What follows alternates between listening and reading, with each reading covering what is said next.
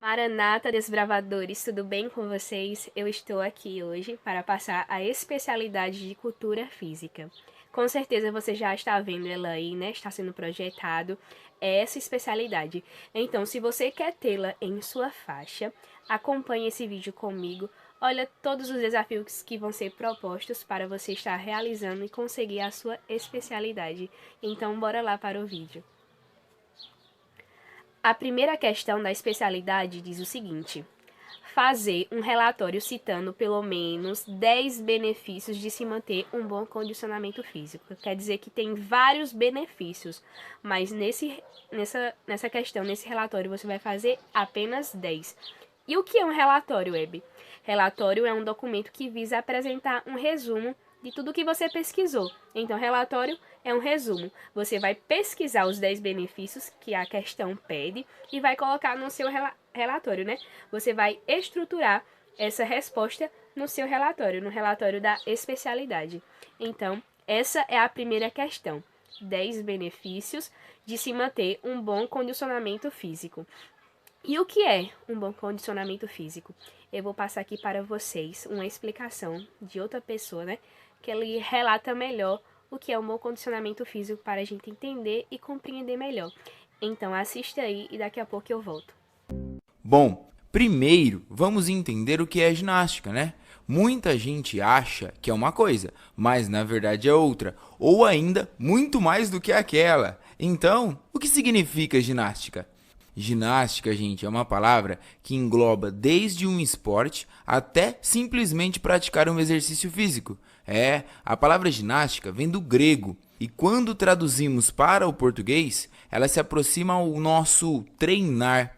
Então, quando você faz um exercício físico para treinar, pode-se dizer que você está praticando ginástica. Mas esse é o sentido bem amplo da ginástica. Quando pensamos em ginástica como algo bem específico, ela se divide em alguns tipos. Assim, temos a ginástica competitiva e a ginástica não competitiva. A ginástica competitiva é aquela em que há uma competição entre os atletas, óbvio, né?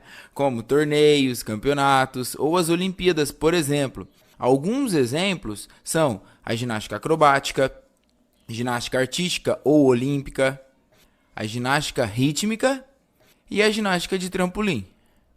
Já a ginástica não competitiva são aquelas em que a prática ocorre por diversão, por condicionamento físico, pela melhora da saúde, pelo emagrecimento e tantos outros motivos. Assim, alguns exemplos dessa ginástica são ginástica localizada, ginástica laboral, hidroginástica, ginástica fisioterapêutica, contorcionismo, meditação, yoga e pilates. Nesse vídeo, como eu disse lá no começo, eu vou falar especificamente das ginásticas de condicionamento físico. Depois desse monte de tipos de ginástica que eu falei, vocês podem estar pensando assim, poxa, professor, dentre esse monte de ginástica, o professor sequer falou de ginástica de condicionamento físico e quer que a gente entende? Então, gente, para uma ginástica ser de condicionamento físico, basta ela proporcionar a quem a pratica a melhora do seu aspecto físico e fisiológico.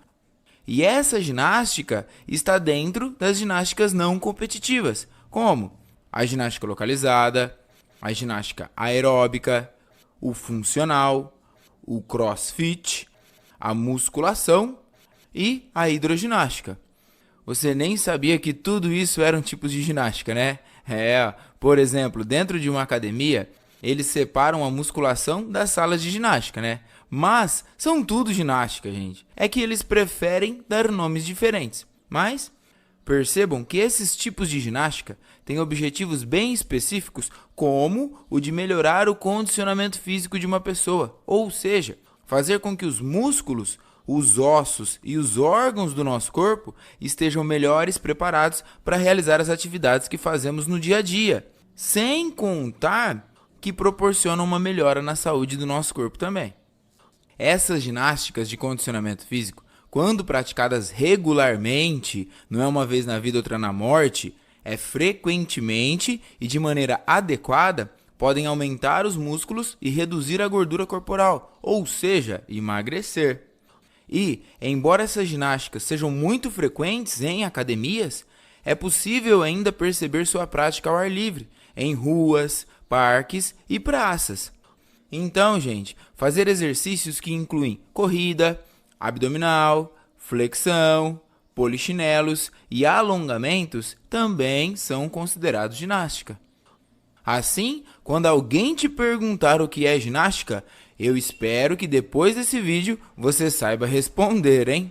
E vamos praticar qualquer tipo de ginástica de condicionamento físico, pessoal, porque faz muito bem para a nossa saúde.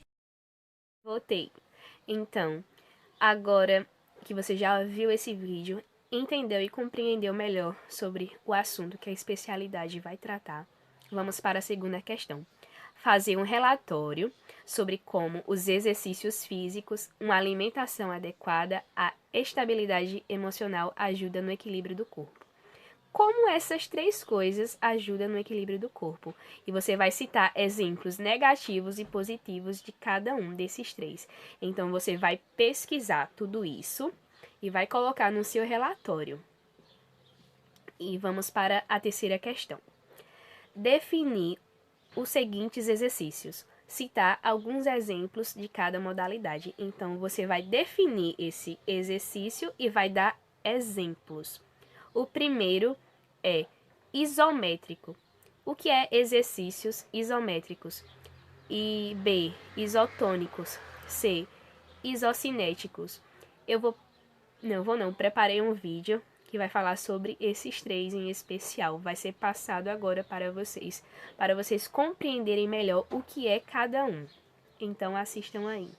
Para revisar, primeiramente, vamos falar sobre a contração isométrica, que é aquela que ocorre quando há uma contração do músculo contra a resistência ou sem a resistência, de modo que não haja movimento articular.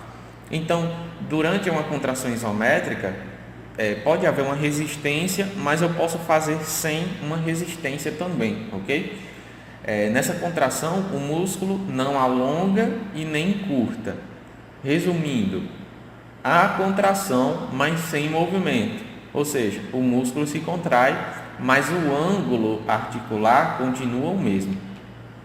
Se eu fosse selecionar aqui um exercício de academia que a gente pudesse fazer para demonstrar aqui uma contração isométrica, seria a cadeira imaginária, tá? No qual o indivíduo ele meio que se escora na parede e faz um movimento como se fosse sentar e se mantém ali por um determinado tempo. Então existe uma contração isométrica tanto de músculos ali do quadríceps quanto dos isquiotibiais, mantendo aquela posição ali, sem que haja movimento, mantendo o ângulo articular, ok? E na contração isométrica, ela permite o ganho da força muscular e dos músculos que estão ali ao redor daquela articulação que está imóvel.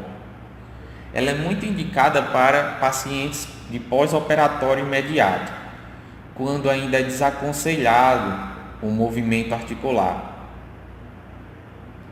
Agora a gente vai falar um pouquinho sobre a contração isotônica. A contração isotônica é o contrário da isométrica, porque ela ocorre com a contração muscular acompanhada de movimento articular. Então, dessa vez, existe um movimento articular que vence a gravidade, mas podendo também ceder à gravidade, ok? Então, ela pode ser dividida em concêntrica e excêntrica. A concêntrica é aquela que, por exemplo, vence a gravidade, ou melhor dizendo, também vence uma resistência. E a excêntrica é aquela contração muscular que cede à resistência, ok? Mas ela cede de uma forma que freia o movimento. Então, é concêntrica quando há o encurtamento muscular e excêntrica quando há o alongamento muscular, ok? Vamos lá, passando aqui para a imagem, veja que na flexão do cotovelo, ou seja, para quem treina bíceps, né, por exemplo, pega o halter e quando eu aproximo lá a parte distal do membro da parte proximal, a gente tem um encurtamento do músculo. Então a gente diz que essa contração é uma contração isotônica concêntrica, ok? E a excêntrica é quando a gente vai voltar o braço para baixo, né? Ou seja, vai deixar aquela resistência ceder, né? Melhor, que o haltere ele retorne para baixo e a gente vá freando aquele movimento. Então, na contração excêntrica, há o alongamento muscular. Na contração isocinética, o que é que ocorre? Ela ocorre quando, durante o movimento, há a manutenção da mesma velocidade durante todo o ângulo articular. Então, veja bem isso que eu acabei de falar. Durante o movimento, há a manutenção da mesma velocidade. Grava isso na sua cabeça. Enquanto existe um movimento, enquanto eu vou fazer um movimento aqui, por exemplo, de flexão do braço, a velocidade é a mesma durante todo o ângulo articular. Então, para que exista de fato uma contração isocinética pura, é necessário a presença de tecnologia de ponta, de máquinas específicas que permitam a gente fazer uma contração desse tipo, ou melhor dizendo, até um exercício desse tipo, um exercício isocinético, ok? Então, a máquina ela produz uma resistência que se adapta à força do indivíduo, deixando a velocidade do exercício sempre constante. Então, se eu fosse colocar uma imagem aqui, colocaria esta aqui para vocês, olha só. Então, imagine que esteja aí essa paciente fazendo o movimento de extensão do joelho e à medida que ela vai fazendo a extensão, embora ela tenha mais força durante a metade lá do movimento, a máquina não deixa que esse movimento seja rápido o quanto a paciente queira. A máquina ela vai responder à programação, então ela vai permitir que a paciente faça força, claro, mas a máquina impõe uma resistência que se molda à força que a paciente está colocando. Então a velocidade ela sempre vai se manter aquela. E aí, conseguiu diferenciar cada um, entendeu, compreendeu bem? A gente viu o A, o B e o C. Agora a gente vai ver o D e o E em um vídeo. O que é exercícios aeróbicos e anaeróbicos? Então, vai passar nesse momento novamente outro vídeo explicando esses dois exercícios e alguns exemplos. Então, assistam, que neste instante eu volto. Simples a diferença entre esses dois tipos de exercícios. Basicamente, todo movimento que você faz pode ser considerado aeróbico ou anaeróbico. Tudo dependerá da intensidade e da duração do movimento que você fará e do seu condicionamento físico também. Mas, para começar do jeito certo, o que são exercícios aeróbicos e exercícios anaeróbicos? Exercício aeróbico é aquele que utiliza oxigênio para gerar energia para o movimento acontecer. Já o exercício anaeróbico não. Ele não utiliza oxigênio para gerar a energia que o músculo vai gastar para realizar o movimento. Você pode ter pensado que o exercício anaeróbico é quando você para de respirar para fazer o movimento e por isso não há oxigênio para gerar energia. Mas não é bem assim não, ó. Quando respiramos, o oxigênio vai para o pulmão e depois é jogado no sangue, para assim entrar nas células do nosso corpo. Dessa forma, quando você respira, já tem oxigênio dentro do seu corpo. Você apenas está jogando mais. Então, isso não tem a ver com o exercício anaeróbico, não. Ó, funciona basicamente assim. Quando você realiza um movimento que precisa de muita força, muita velocidade, o seu músculo precisa gerar energia de forma rápida. Assim, meio que não dá tempo do oxigênio chegar dentro da célula para gerar energia. Tem outros motivos também, tá? Mas vamos lá. Esses exercícios são considerados anaeróbicos, pois o músculo precisa de muita energia e de forma rápida. Essa energia é produzida sem a presença de oxigênio dentro da célula muscular. Agora, quando você faz movimentos que não precisam de muito esforço físico, a geração de energia para esses movimentos acontecem com a presença de oxigênio. Daí vem o nome, exercícios aeróbicos. Vou dar alguns exemplos para o entendimento ficar melhor. Levantar algo pesado por diversas vezes, correr uns 50 metros o mais rápido possível, jogar uma bola de ferro pesada o mais longe que você conseguir, são bons exemplos de exercícios anaeróbicos. Já andar tranquilamente por 1 hora ou até mais, levantar várias vezes um objeto que não é tão pesado e dançar são exemplos de atividades aeróbicas. Então perceba que quando o movimento que é feito precisa de muito esforço físico, provavelmente ele será um exercício anaeróbico. Mas quando o movimento exige pouco esforço, ele provavelmente será aeróbico. Uma outra forma fácil de saber quando o exercício é anaeróbico é quando, durante a execução do exercício, você começa a sentir o seu músculo queimar, ou seja, há uma sensação de dor, de queimação no músculo. Isso indica que provavelmente seu músculo está produzindo energia sem a presença do oxigênio em suas células. Espero que você tenha entendido essa diferença. Eu sou o professor Wagner Dias e deixo um grande abraço a todos vocês. Então, galera, depois que a gente já entendeu, já compreendeu melhor cada tipo de exercícios que foi citado, que foi passado nos vídeos, né? Você vai definir cada um escrito para colocar no seu relatório. Você vai definir o que é o exercício e vai dar exemplos. E todas essas pesquisas que você vai fazer por fora, além de tudo que foi aqui dito, você vai colocar no seu relatório, no relatório da especialidade. Então, bora para a próxima questão. A quarta questão diz o seguinte: fazer outro relatório.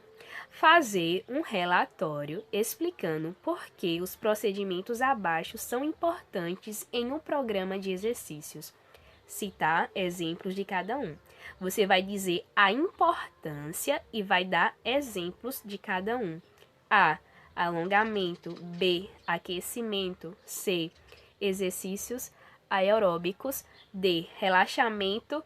E. Exercícios localizados. Agora, nesse momento, vai passar uma série de vídeos explicando um pouco a importância de cada um deles, do alongamento, do aquecimento, do exercício aeróbico, do relaxamento e do exercício localizado. Então, assista aí, acompanhe para você entender e compreender melhor o que é cada um e qual é a importância dele. Então, vamos lá. O alongamento é o movimento que você faz com o seu corpo para causar o afastamento da origem do músculo da sua inserção, gerando o alongamento das fibras musculares. Para isso acontecer, você usa muitas estruturas, como articulações, ligamentos e tendões, que possibilitam, complementam e estabilizam seus movimentos durante o alongamento. Segundo Paul Ingraham, massoterapeuta e especialista no tema, existem 5 razões principais do porquê as pessoas se alongam: para se aquecer e prevenir lesões, para diminuir dores e rigidez muscular, para aumentar a flexibilidade, para melhorar sua performance em exercícios e porque simplesmente gostam de se alongar. Bom, é aqui que o assunto fica polêmico. Esses são os motivos pelos quais as pessoas se alongam. Mas será que eles fazem algum sentido? Será que o alongamento realmente traz benefícios para o nosso corpo? Antes de mais nada, vamos deixar uma coisa clara por aqui. Alongamento não previne lesão. Foi a conclusão a qual chegaram os pesquisadores do Centro de Epidemiologia e Estudos Comunitários do SMBD Jewish General Hospital em Montreal, no Canadá, ao fazer uma revisão da literatura publicada sobre o tema. Quem tem esse papel de prevenção é o aquecimento. Ele é quem deve ser feito antes do seu treino, pois é quem prepara os seus músculos e articulações, ajuda o seu coração a bombear melhor o sangue e aumenta gradativamente a frequência cardíaca, deixando o seu corpo pronto para o exercício que você vai fazer em seguida, seja ele aeróbico ou de força. Se você quiser saber mais sobre os benefícios do aquecimento, dá uma olhada no vídeo que a gente fez sobre o assunto. No curto prazo, o alongamento tem um efeito imediato, fazendo os seus músculos relaxarem. Por mais que não exista unanimidade sobre se o alongamento depois do treino ajuda na recuperação muscular ou não, o fato é que ele pode provocar uma sensação de alívio nos músculos. Ou seja, muitas pessoas sentem que estão descontraindo a musculatura e acabam, consequentemente, relaxando. Esse relaxamento muscular pode ser feito até mesmo durante o seu dia. Se você estiver no trabalho, na faculdade, em casa ou em qualquer outro lugar e sentir que seus músculos estão rígidos ou doloridos, pode ser uma boa ideia separar alguns minutinhos e dar uma alongada. Isso relaxa o seu corpo, aumenta a sua disposição para o resto do dia e pode melhorar inclusive a sua consciência corporal. Você provavelmente já deve ter se perguntado se o aquecimento antes do treino é algo importante ou não. Pois bem, o grande objetivo de se aquecer antes de um treino é preparar o seu corpo para os exercícios que você está prestes a fazer, sejam eles aeróbicos ou de força. E essa preparação do seu corpo é muito importante, principalmente para evitar lesões durante o treino. Mas o que de fato acontece no nosso corpo quando nós nos aquecemos? Qual é o problema de não se aquecer bem antes do exercício? E o que exatamente é um bom aquecimento? Para começar, quando você se aquece, você aumenta o fluxo sanguíneo nos músculos em movimento, trazendo mais oxigênio e nutrientes para esse músculo e diminuindo a rigidez muscular. E é por isso que é tão importante aquecer exatamente aqueles músculos que serão exercitados. Ou seja, não adianta nada você aquecer os seus braços antes de um treino de perna, por exemplo. É preciso preparar principalmente a região do corpo com a qual você vai fazer mais esforço. Outro ponto é que durante o aquecimento você está literalmente aumentando a sua temperatura corporal, especialmente a temperatura dos seus músculos. E isso é importante, porque faz com que eles possam contrair com mais força e relaxar mais rapidamente, melhorando seu desempenho, como velocidade ou força. O aquecimento ainda aumenta a elasticidade do músculo e lubrifica as articulações, melhorando a amplitude dos seus movimentos. E ao mesmo tempo em que você aumenta aos poucos a temperatura corporal, também promove a dissipação do calor por meio do suor, evitando assim um superaquecimento. O seu coração também agradece o aquecimento pré-treino. Como você está aumentando pouco a pouco a irrigação dos músculos, as artérias que entregam o sangue sofrem uma vasodilatação. Por consequência, o seu corpo começa a aumentar a frequência cardíaca e a bombear o sangue mais facilmente. A nossa frequência cardíaca, quando estamos em repouso, fica em torno de 65 batimentos por minuto. Quando estamos no auge do exercício aeróbico, como uma corrida, por exemplo, podemos passar de 180 batimentos por minuto. É claro que esses números são uma média e variam de acordo com a idade e condicionamento físico de cada um. O problema é que, infelizmente, o nosso corpo não consegue sustentar por muito tempo irmos de 60 a quase 200 batimentos por minuto de uma hora para outra. Por isso, o aquecimento também tem o papel de preparar o nosso corpo para aumentar a frequência cardíaca progressivamente, o que nos permite manter uma estabilidade no exercício por mais tempo e facilita o nosso processo de recuperação. Ufa, parece muita coisa, né? E agora você deve estar se perguntando, beleza, mas o que acontece se eu não me aquecer antes do treino? E por que eu posso sentir dor e até mesmo ter uma lesão se eu não me aquecer bem? Para responder essa pergunta, a gente precisa diferenciar os sistemas de produção de energia que o seu corpo utiliza. O aeróbico, com oxigênio, e o anaeróbico, sem oxigênio. No caso do anaeróbico, ele é dividido em dois tipos diferentes, mas nós não vamos nos aprofundar nisso nesse vídeo. Se você quiser saber mais, dá uma olhadinha no outro vídeo que a gente já fez sobre esse assunto. Um músculo mais irrigado, ou seja, mais preparado para atividade física, fica mais preparado para utilizar um sistema aeróbico de produção de energia, com oxigênio. Se você não aquece corretamente antes do treino, seus músculos não recebem o aporte suficiente de oxigênio e, consequentemente, utilizam um mecanismo anaeróbico de produção de energia, sem oxigênio. Isso leva a um acúmulo de toxinas na musculatura e a sensação de dor. Mas os principais fatores que fazem o aquecimento evitar lesões são 1. A melhora da resposta do músculo a contrações e relaxamento durante o exercício, e 2. A lubrificação das articulações. A lesão mais comum gerada pela falta de aquecimento é o estiramento muscular, que é considerado uma lesão de grau 1, ou seja, envolve a ruptura de poucas fibras musculares. Outra lesão comum é a distensão muscular, que assim como o estiramento, alonga excessivamente as fibras dos músculos, porém em maior grau. Isso sem falar em outras lesões e disfunções musculares, como câimbras e contraturas. Então, correr, andar de bicicleta, fazer exercícios ritmados, como aquele remo que se faz nas academias, e são exercícios aeróbicos. Eles são benéficos sob todos os aspectos. Primeiro, por quê? Porque eles fortalecem os músculos. Os músculos ficam mais fortes, e não só ficam mais fortes, como eles, para ter essa hipertrofia, esse crescimento da fibra muscular, eles vão precisar de mais sangue. E com isso, há uma estimulação da circulação sanguínea. Isso que acontece nos músculos periféricos, nos braços, nas pernas, no tronco, acontece também com o coração, que é um músculo. A irrigação do coração, que é feita através das artérias coronárias, fica mais exuberante. A formação de novos vasos, porque o coração começa a solicitar mais sangue. Então, essa coisa de o coração acelerar durante o exercício e depois, no repouso, ele começar a bater mais devagar, é altamente benéfica para o coração. A atividade física, o exercício, controlado, é lógico, sem grandes exageros, faz bem para o organismo de um modo geral, porque ele melhora a força muscular, fortalece os ossos ele melhora a circulação de um modo geral, torna as artérias mais permeáveis ou mais eficientes para levar o sangue para os diversos órgãos do organismo. O exercício físico melhora todas as doenças e previne grande parte delas.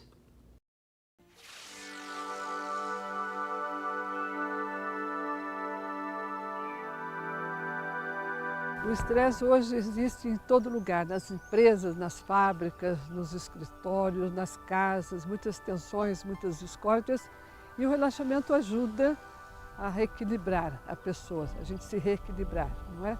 Ele deve ser praticado 3 vezes ao dia, de manhã ao acordar, logo depois do almoço e à noite ao deitar. 5 minutos é bom, 10 é melhor e 15 é perfeito. Dizem que Napoleão Bonaparte não passava 2 horas sem relaxar, ainda que ele estivesse em cima do cavalo. Thomas Edison tinha o costume de relaxar depois do almoço. E não muito longe temos o Padre Haroldo, que relaxa todos os dias depois do almoço. Por isso que ele está forte, viçoso, né? E quero dar algumas dicas, então, de relaxamento para vocês. Segunda-feira vocês vão deitar na grama e ficar bem relaxadinhos lá. Eu vou pedir que você preste atenção na respiração. Poucos segundos. Observe as narinas. E veja o ar entrando e o ar saindo das narinas. Durante 1 minuto, se você fizer isso, você vai ficar mais tranquilo. E pode fazer em qualquer lugar, esperando um ônibus, uma sala de aula, no seu trabalho. Tira 1 minutinho de vez em quando, preste atenção na respiração. A ginástica estética passou a ser conhecida como ginástica localizada. E o nome localizada se refere à questão de fazer um treino isolado para determinado músculo ou grupamentos de músculos participantes em determinado exercício para determinada área do corpo. Por isso, localizado. Logo depois, a gente começou a considerar que ginástica localizada nada mais era do que treinamento resistido, que pode ser feito de forma individual ou de forma grupal. Um dos primeiros benefícios, melhora da força, da resistência e da massa muscular, através de um treino bem elaborado, com estímulos, com cargas progressivas, a gente vai conseguindo oferecer esses benefícios que eu acabei de citar. Um outro benefício é melhora da coordenação motora, ou seja, à medida que eu vou praticando, eu vou exercendo, eu vou executando melhor aquele padrão de movimento. O que faz com que eu vá para um outro benefício, que é melhoria da minha consciência corporal. E aí eu aprendo como eu devo posicionar o meu corpo, que áreas eu preciso relaxar e que áreas eu preciso mover para realizar determinado exercício. Uma outra coisa boa que acontece, um outro benefício, é a prevenção de doenças. Então, o treino muscular, ele utiliza muito glicose circulante. Você pode conseguir ou contribuir para diminuir o índice da glicemia no sangue, evitando que pessoas fiquem diabéticas, melhorando o nível, reduzindo essa glicemia. Através do exercício muscular, eu ativo o meu sistema ósseo, fazendo com que ele se fortaleça. Então, em casos leves de osteopenia, eu também evito que a osteoporose ela venha a se estabelecer. Então, são exemplos de 2 doenças e tem outras mais. A questão diz o seguinte: demonstrar como verificar sua frequência cardíaca em repouso e após a atividade física. Nesse momento vai ser passado um vídeo onde um homem explica como você vai verificar a sua frequência cardíaca em repouso, que também serve após a sua atividade física também, a realização da atividade física. Então assiste aí. Então você pode ver pela radial, tá bom? Julião, o que é o rádio? Tá? O rádio é um osso que ele passa aqui no seu antebraço. No seu antebraço tem 2 ossos. Eu vou falar somente do rádio. E aí você tem um ossinho aqui, ó. Tá vendo um ossinho, ó, no meu pulso? Ó, o meu polegar, tem um ossinho. Logo abaixo do ossinho, você tem uma parte que tem um pouquinho molinha. Aí você vai procurar. Você vai ficar em silêncio. Aí você vai sentir uma pequena pulsação. Essa pulsação é o quê? É a sua frequência cardíaca. Julião, não achei. Tem um outro lugar? Tem outro lugar. Carótida. Então, tá vendo? Tem um ossinho aqui, ó. Esse ossinho, logo abaixo dele, tem um buraquinho e eu vou procurar o quê? Segurar, ficar em silêncio e achar a pulsação. Encontrei a pulsação. Encontrou? Beleza. O que eu faço agora, Julião? Você vai ficar em silêncio, tá bom? Vai usar um cronômetro e vai marcar 10 segundos.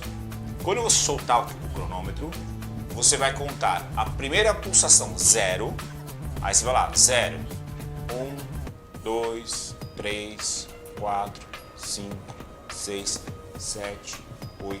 Vamos supor que deu lá em 10 segundos, lembrando que você vai marcar durante 10 segundos, ok? Primeira pulsação tem que ser um número 0, depois 1, 2, 3, 4, tá bom? Vamos supor que a minha pulsação, tá, em 10 segundos deu 10 batimentos. Tá? Então o que eu vou fazer? Vou pegar 10, que foi 10 batimentos em 10 segundos, a sua pode ser diferente, tá bom? Vezes 6. Por que 6, Julião? Estou simplesmente multiplicando. Deixa eu deixar o negócio pra cá, caramba. Fica mais fácil. Aí. O que eu fiz? Esse 10, ele representa a quantidade de vezes que meu coração bateu em 10 segundos. Esse 6 aqui, então assim, eu aferi durante 10 segundos, então 10 segundos vezes 6 é igual ao quê? A 1 minuto, tá bom? Sempre nós aferimos a quantidade, a frequência cardíaca, a quantidade de batimentos cardíacos por minuto, tá bom? Então aqui 6 vezes 10 é igual a 60. Então, o meu coração em repouso bate aproximadamente 60 vezes por minuto. Vou colocar aqui, ó, 60. Ficou claro? Então, agora nós já temos. Deixa eu deixar aqui, aumentar para ficar mais fácil para vocês. Então agora nós já temos a minha frequência cardíaca máxima, que é 220 menos a idade, e nós temos a frequência cardíaca de repouso, tá bom? Sexta questão, que é um monte de perguntas em uma. A primeira é você saber calcular sua frequência cardíaca máxima. Qual a importância de controlá-la durante a prática esportiva? Em qual faixa há um melhor aproveitamento durante exercícios aeróbicos? E qual aparelho pode ajudar no controle e como funciona? Eita, não entendi nada, não peguei nada. Olha a pergunta, vai ser passado os vídeos agora explicando como você vai calcular essa frequência cardíaca máxima, que é diferente da de repouso. Você vai saber a importância, qual é a melhor fase que você pode aproveitar na hora de você fazer os seus exercícios e qual é o aparelho utilizado para medir essa frequência cardíaca. Então assistam aí. A nossa frequência cardíaca, obviamente, ela sobe, ela se eleva. Nossos batimentos cardíacos aumentam a quantidade de vezes por minuto. Isso é normal durante o exercício. Só que até quanto ela pode subir, que é o que nos preocupa. Então a gente tem que ter um limite de segurança dessa frequência cardíaca. Ela tem que subir, mas ela tem que subir até um limite máximo seguro. Porque senão o exercício, em vez de te fazer bem, pode te fazer mal, né? Aqui para você enxergar melhor, a sua frequência cardíaca máxima, ela é o seguinte: 220 menos idade. Só isso. Essa é o resultado da sua frequência cardíaca máxima. No meu caso, tá? Rápido, rasteiro. No meu caso, seria o quê? 220 menos 18. Mentira. Menos 32. Tá bom? Então a minha frequência cardíaca máxima, ela é 188 batimentos por minuto, tá bom? Aproximadamente 188 batimentos por minuto. Vou colocar aproximadamente, não é um número exato, tá bom? Ah, Julião, eu tenho 55 anos, então o que isso vai fazer? 220 menos 55 anos. Sua frequência cardíaca máxima seria aproximadamente 165. Então, esse é o primeiro dado que eu vou dar para vocês. Oxímetro é quando você pega a frequência cardíaca, basicamente, desse frequencímetro que ele está perguntando, é pegando seus batimentos cardíacos.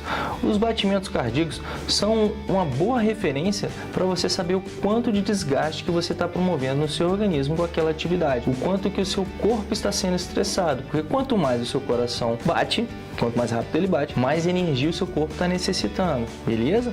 E com isso, você tende a estar gastando mais energia, está se tornando um exercício mais intenso ou menos intenso. Com o frequencímetro, então, você consegue estabelecer zonas de esforço. A partir dessas zonas de esforço, você consegue controlar melhor o tipo de desgaste que você quer fazer, que você quer realizar. Se você quer fazer um treino mais intenso, um treino mais tranquilo, para você variar bem, para você saber exatamente que tipo de estresse você está promovendo no seu organismo. Mas lembre-se, para uma boa utilização do frequencímetro, é interessante que você realize testes de esforço, testes cardiorrespiratórios para você justamente saber onde que estão essas zonas de frequência cardíaca para você ter uma melhor ferramenta em suas mãos. Você pode fazer isso com um médico ou então com um fisiologista, ok?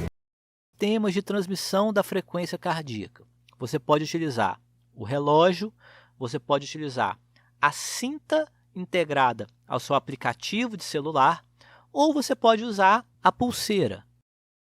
Até agora, pessoal, tanto na primeira como na terceira questão, na segunda, a gente viu também na quarta que pede para fazer relatórios. Então, essa especialidade vai ser um relatório só, colocando todos esses pontos. Então, a quinta e a sexta questão, a resposta que vocês vão dar para elas, também você vai colocar no seu relatório, no relatório da especialidade. Essa vai ser a maneira de avaliação. Todas as perguntas que estão sendo feitas, vocês vão pesquisar e o resultado da sua pesquisa você vai colocar no seu relatório. Você vai montar o seu relatório colocando todos esses pontos, explicando todos esses pontos que a especialidade orienta, que a especialidade pede, né? Que também está sendo passado aqui para vocês. A última e a sétima questão diz assim: usando o seu conhecimento adquirido na quarta questão, você vai fazer um programa de exercícios regulares para ser praticado pelo menos 4 vezes por semana por um período mínimo de 4 meses. Fazer um quadro ou tabela do desenvolvimento de cada atividade diariamente. Esse quadro deve conter. Então, bora lá. Você vai montar um quadro. Esse quadro vai durar 4 meses. Em cada semana, pelo menos 4 dias, você vai ter que estar realizando esses exercícios e colocar no seu quadro. Então, aqui abaixo, do A até o I, tem algumas questões que precisa ter no seu quadro e no momento que você estiver realizando os seus exercícios.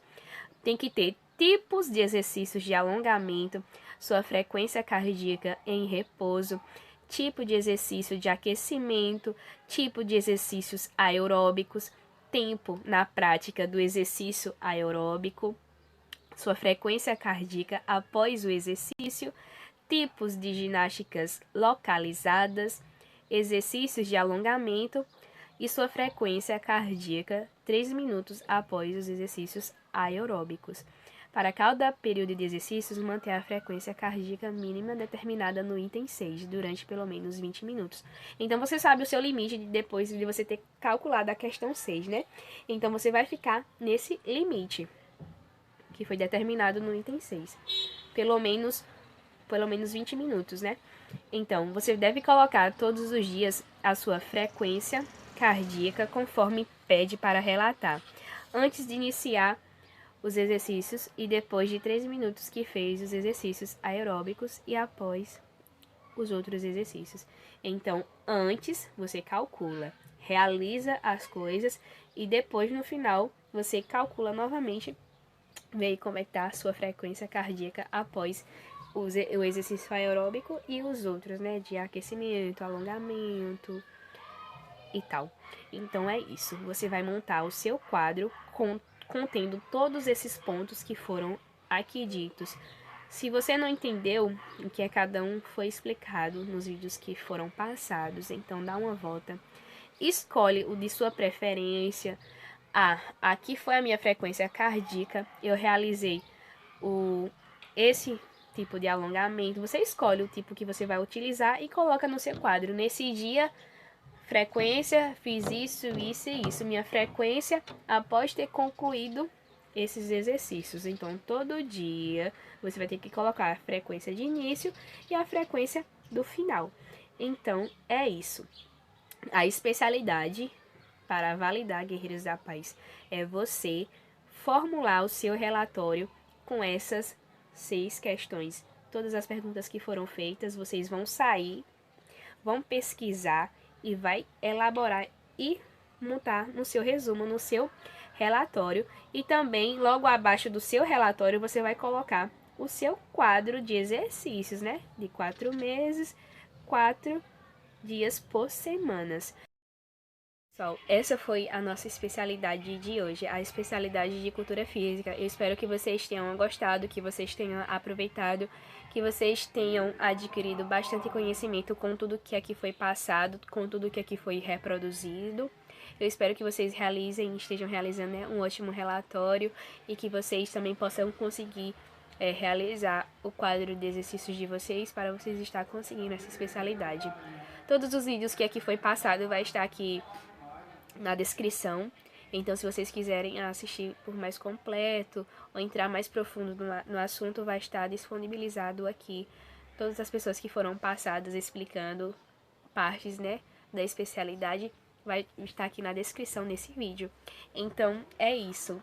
Bom trabalho aí para vocês, um bom relatório, né, que vocês venham jogar duro, se dedicarem para estar conseguindo essa especialidade para colocar na sua coleção de especialidades, né? Coleção não, de suas conquistas. Valeu, pessoal, até a próxima.